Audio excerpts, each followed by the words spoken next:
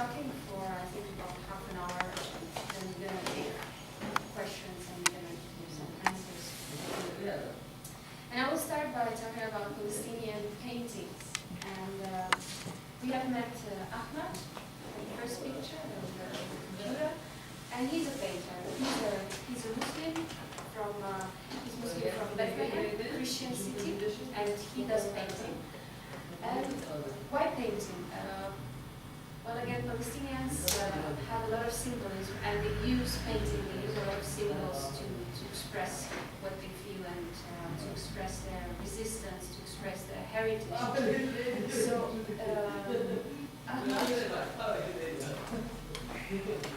here, this painting.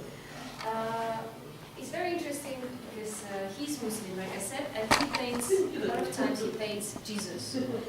And I was asking him, why do you paint Jesus in your painting? And he was saying, he's not Christian, he's not Muslim. He's first of all Palestinian, and he represents our suffering. He represents our struggle against the occupation. So that's one of the symbols. And then all of the Palestinian paintings, and talking about this concrete example, they are all related to the occupation. You wouldn't find a painting that would be, let's call it, neutral. All the paintings are political. And why is that? Because the everyday life of Palestinians is full with the violence, with the occupation, with the struggle to resist and exist, with facing house demolitions, facing uprooting olive trees, and so on and so forth. So it's very rare to find, I don't say it's impossible, but I say it's very rare to find so-called neutral painting from Palestinian painters, because they paint, of course, their daily life. And what is interesting, I will not talk about each painting separately, but just to give you an example of what kind of paintings. These paintings were painted while Ahmad was in prison. And why he was imprisoned was my natural question when we were talking to him. His answer was, I don't know. There's something that Israeli administration practices a lot. It's called administrative detention. What it means, administrative detention, you can be put into prison for about any time. The longest time ever has been 4.5 years of being imprisoned without trial, without any official charges, in quite difficult conditions, because a lot of prisons that Palestinians are kept are laid out of tents, so it's not even a proper building. So you can be detained for no reason and kept without you knowing for how long you will be there. That's what Ahmad was telling me. He spent 2 years in prison being detained, and he didn't know why. And what helped him to survive through this experience, and you can imagine this is a very psychologically difficult experience where you are taken away from your family, you don't know why and what's going on. So painting has helped him to survive. Of course, it was not easy. Again, it was seen as a threat to the security of Israel, so he was not allowed to paint, so he would have to do it in secret. He was not the only one, of course, there were more prisoners who were painting. And actually he didn't have any brushes to paint, so what he used a razor that for shaving. He would, I don't know how he did it, he would manage to put it somehow on the stick, and he would use it for painting his paintings. And there are many of stories like Ahmad's story, of people who are in prison and who use some kind of art, whether it's poetry, what Kamal was talking about, writing, or painting, for their psychological, how to survive this experience in prison. And just to tell you some statistics, there are currently, at the moment, there are more than 300 Palestinians who are detained for no reason like this. And this number is constant, so after some time they release some prisoners, but they take some others instead. And like I said, the longest term was 4.5 years. The usual term is 6 months. So you can imagine what it means for the family, for the Palestinian family, because mostly, of course, it's the grown-up men that are targeted. So they lose accuse the father of the family, the one who is bringing the money, because very often it's the men, the strongest, who are bringing the money or working in the fields and so on. And at the moment, there is a huge hunger strike in Israeli prisons to oppose these kind of conditions and this administrative detention in particular, where you are detained for no reason. And there are two Palestinian prisoners who are now have been without food for 72 days. That's 2 months and a week. 72 days without food. And both of them are in quite a difficult condition now because they refuse food. And I have read today that one prisoner was taken to the hospital because his heart stopped. There are more than 4,000 Palestinians imprisoned in Israeli jails. And half of them are on hunger strike, between 72 and 22 days long.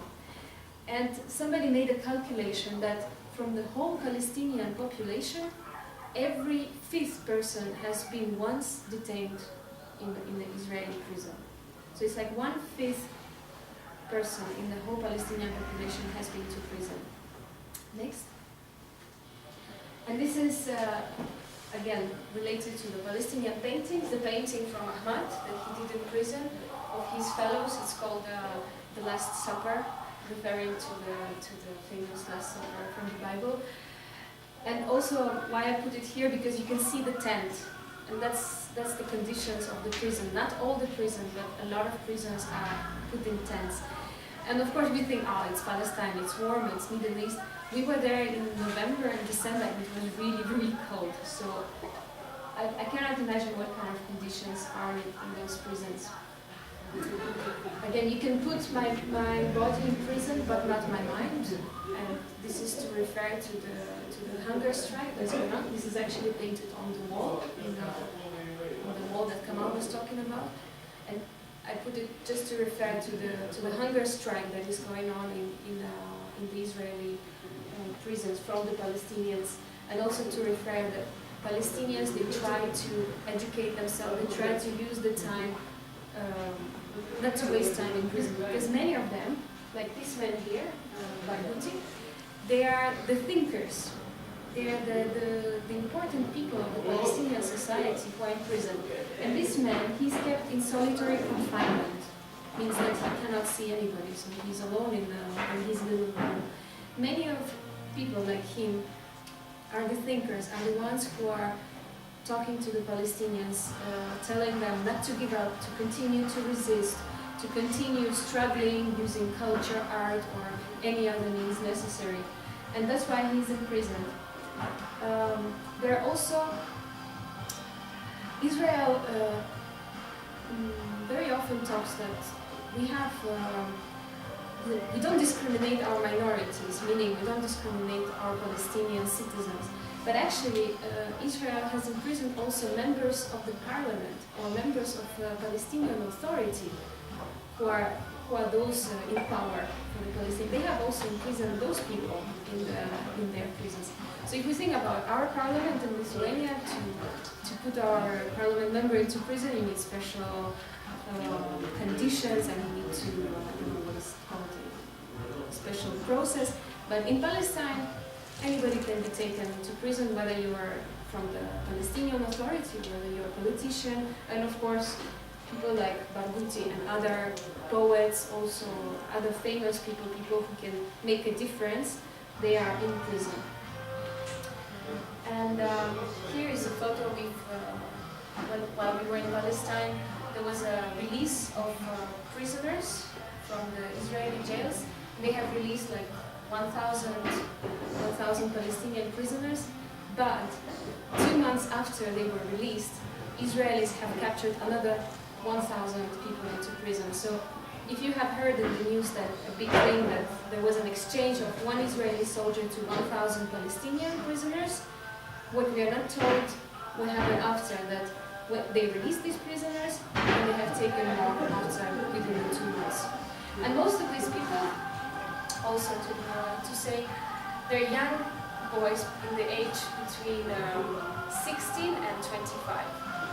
And in the village where this was happening, probably every fifth boy in the age of like 15, 16 has been to prison already, or has been to interrogation center or to detention center. So they have experienced the violence of the occupation, the violence of the Israeli soldiers. And you can just think and question what kind of impact it makes on the psychology of these young teenagers. What kind of impact it can make on their psychology and what it creates in their minds, what kind of anger and violence. So that was to talk about the paintings in Palestine a little bit, and to give you one example of Ahmad paintings. And since I started to talk about symbolism, and I was talking about the feet of Jesus Christ, and I want to talk about another symbol, an important symbol for the Palestinians. It's the olive trees. The olive trees, like you can see on this picture, is probably the major symbol of Palestinian resistance to the occupation. Some of the olive trees can live from up to 2,000, 2,500 years. It's a tree that lasts very long. So some Palestinians, like this tree is very, very old. Some Palestinians will even say that there are trees still that have faced Jesus walking on the Holy Land, because we are in the West Bank, we're in a place where there is Bethlehem, Nazareth, Jerusalem, and all these places. This is the Holy Land, historic Palestine. So the olive trees also is a very important source of economy for the Palestinians.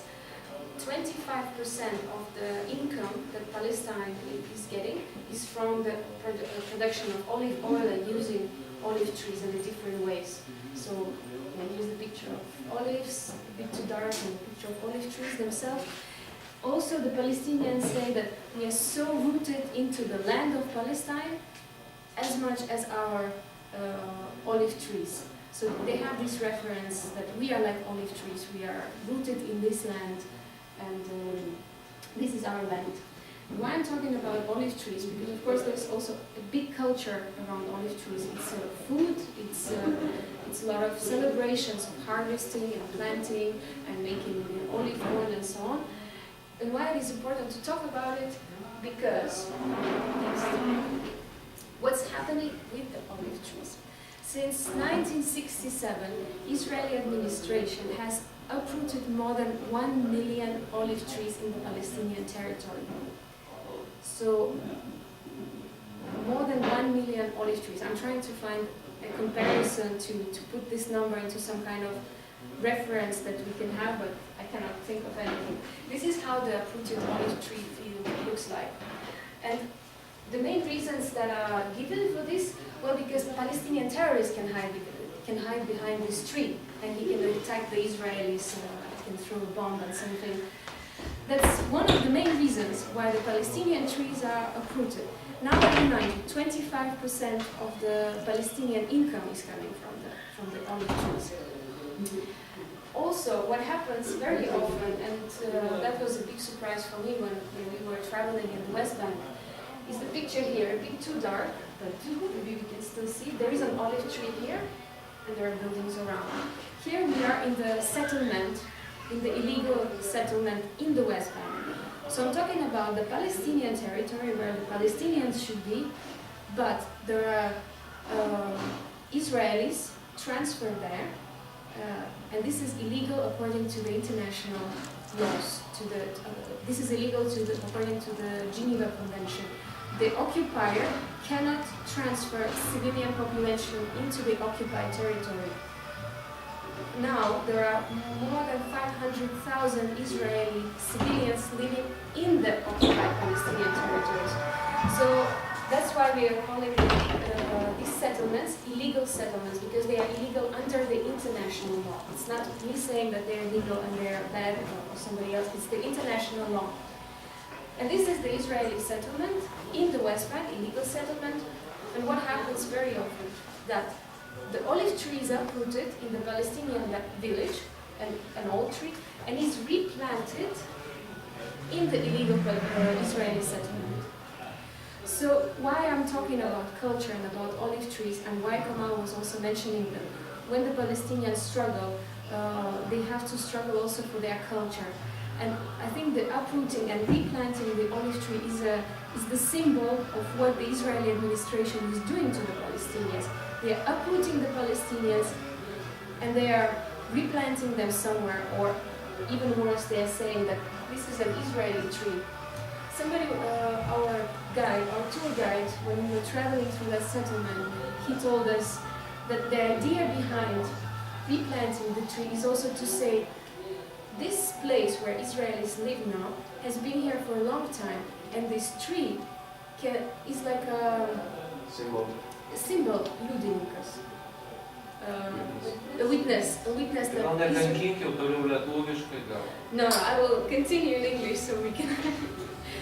So this tree is like a witness that Israelis have lived in that territory for a long time, but in fact this tree was replanted. So, talking about the culture, again, the olive trees, a lot of them are uprooted, and I just explained to you how important is the olive tree for the Palestinian culture and how Palestinians define themselves very closely to the olive tree. And you can only think of a family that has a field of olive trees and that live from these olive trees, that sustain themselves, if their whole this whole field is uprooted. Again, I was reading news yesterday that there is an order from Israeli military to uproot 1,400 trees in the village, in the Palestinian village, that produces a lot of olive oil. And they say again it's for the security reasons, but to think what can be the security reasons in that village where there are no Israelis living in that area, I cannot think of any. Olive trees. Next. And now I want to talk about circus in Palestine. Again, it's a very interesting thing. Why circus in Palestine? Why do they need circus? It's the occupation, and they suffer a lot. They have to fight for food and so on. So we met with Shadi. He's the leader of the Palestinian circus school, and he was explaining us why he has created circus in Palestine. Again, here on the photo, you can see refugee kids, girls mostly. And Kamal was talking also about the Refugees and Freedom Theater in the refugee camp.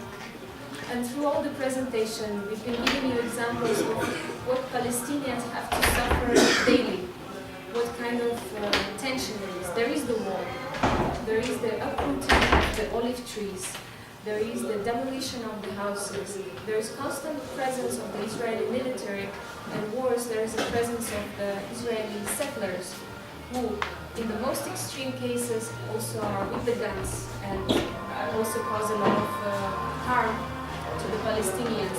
There are cases of Israeli settlers burning the olive trees, putting chemicals on the Palestinian harvest, attacking Palestinian kids with stones and so on.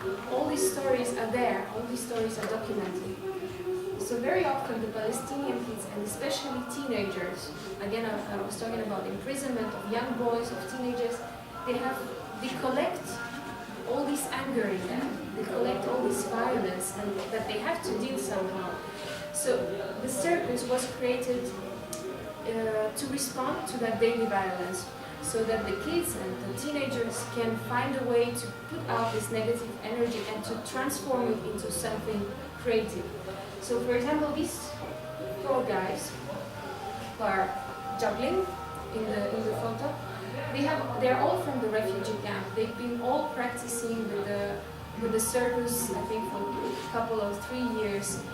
And it's not only about the physical training, it's about psychological therapy. It's really like a psychological therapy for them to do this, because also not only they improve their physical condition, they work on their psychological thing, they work on their balance, but they also perform. They perform in the schools, they organize workshops for the smaller kids. They also give something positive to the community.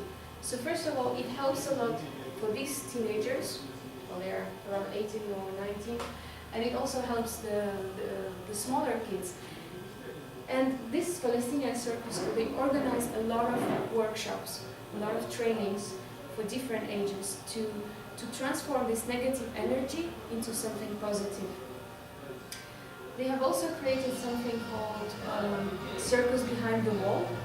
It's a whole theatrical performance by this circus school, and the participants, the circus artists, they tell their stories through circles. So for example, there are two lovers on a different sides of the wall.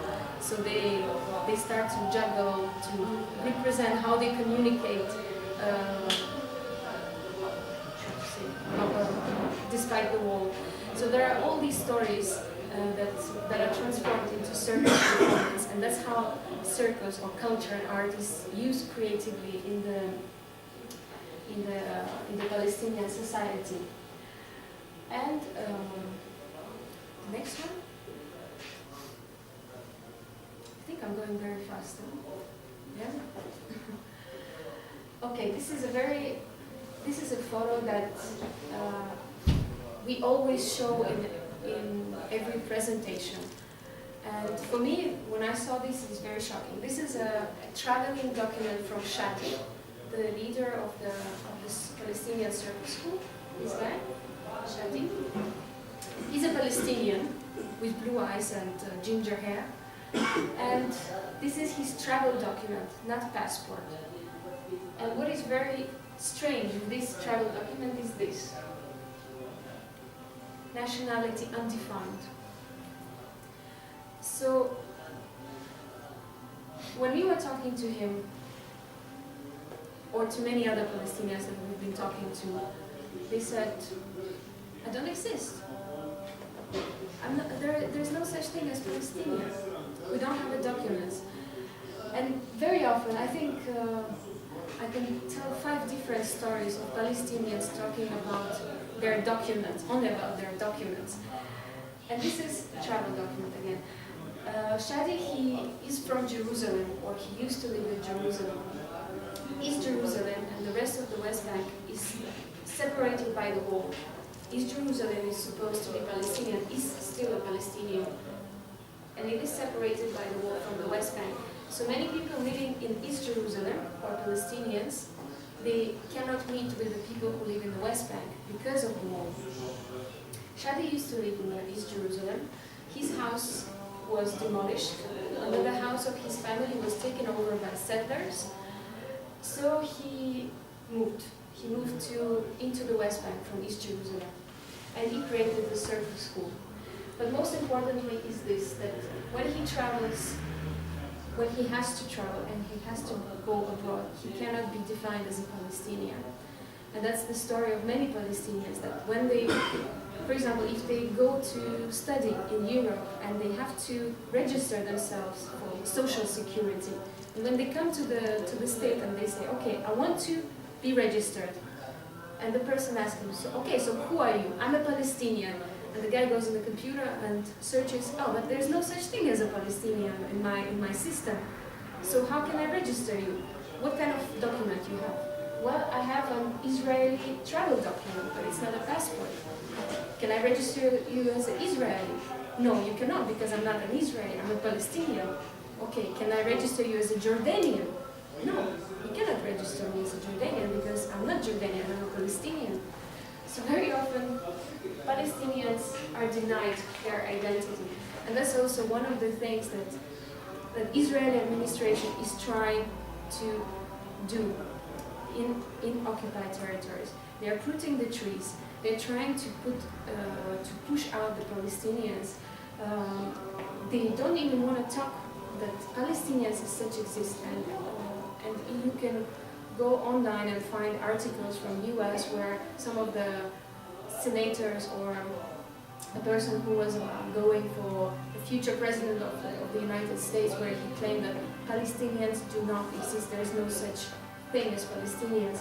And that's, again, we're talking about the Zionist narrative and the Palestinian narrative, which is very important to make a difference. The Zionist narrative would say, there are no Palestinians, they're Arabs. They're Arabs, and there are many Arab countries where they can go. But what we are saying, that Palestinians do exist, and as any other nation, they should have their country of their own. And this is where they use their culture to resist,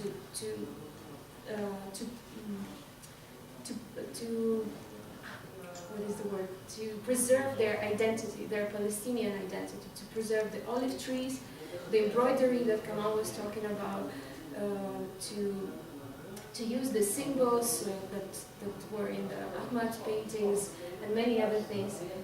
And I think we're gonna finish by Ahmad, by Shadi, saying something about art and culture and how it's used.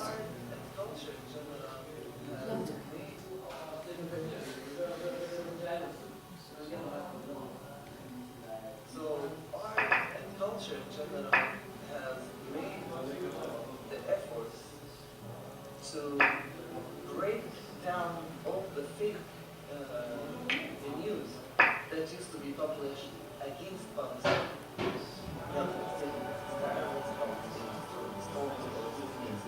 Publishing themselves, Palestinians. So through culture, through art, and traveling abroad, as we do the same, we make people relate to us in a direct communication and see us face to face to see who we are as Palestinians, the reality of who we are as Palestinians, and that we also deserve to live like any other nation on it. So we did really a good job as all culture sectors in Palestine to show Palestinians. And since 2 years, I started to feel that the media also started to do a better job, especially the foreign media. They started to concentrate on the daily life of Palestinians, on culture, on sport, on art, on poetry, academic, on all different levels. They start to really look at that. And slowly you start to see on CNN, for example, that yes, there is a circus show, or Reuters, or AP. They slowly started to cover all these matters, this is what we do as Palestinians, how we educate people, the international community. So basically, yeah, what he was saying that we want the international people like you, to learn not about Palestinians or suicide bombers, terrorists, they are this and that, but to learn about the daily life, about the art and cultures that Palestinians have. And that is our message by this presentation, to talk about the culture and arts of the Palestinians, and that was the message of Shadi, who is the creator of the Palestinian circus school. And I think we finish here. Oh, okay. One more thing. What to do.